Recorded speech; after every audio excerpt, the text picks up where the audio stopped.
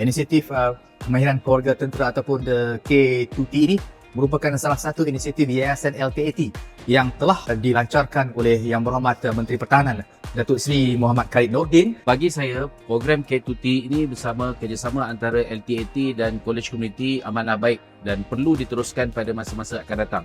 Dan program ini tidak hanya berakhir di sini dan ianya mungkin diteruskan sehingga program keusahawanan dan program yang lebih baik nanti. Harapan saya program yang diperkenalkan pada hari ini dia memberikan khidmat servis kepada orang lain iaitu menjana ekonomi. Mereka juga boleh memberikan satu model kepada ahli bakat yang lain yang tak pernah mencuba, yang tak pernah hadir kepada kelas ni, galakkan mereka sama-sama untuk hadir ke kelas ni.